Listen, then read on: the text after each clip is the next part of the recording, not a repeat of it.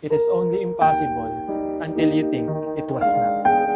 So, I think mind is a very powerful tool or very powerful thing in our human body because it dictates that we should do or we should not do. Mind give you orders despite of the reality.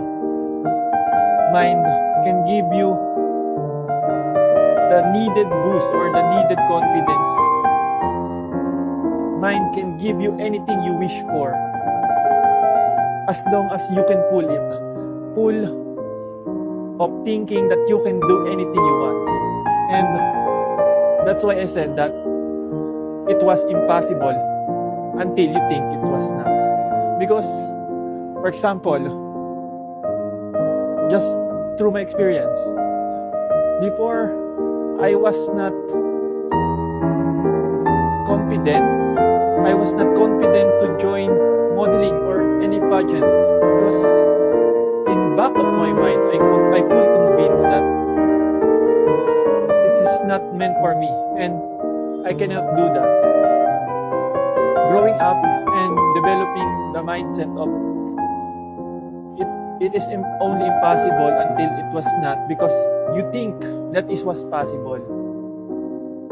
Mindset and thinking is a very huge characteristic or huge impact on how you do things. If you think it was possible or you think you can do it, you will try. And by trying, you are already halfway there.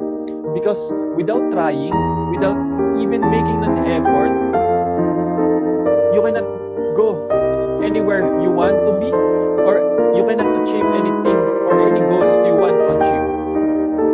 Because in the very first part, you give up. In the very first part, you doubt.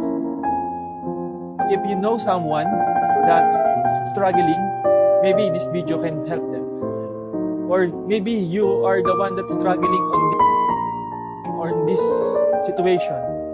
I hope by sharing these videos and making this series, it will help you for even a bit to start trying and maybe you can do it as well. So as always, Wakers, welcome to this era, the Waking era.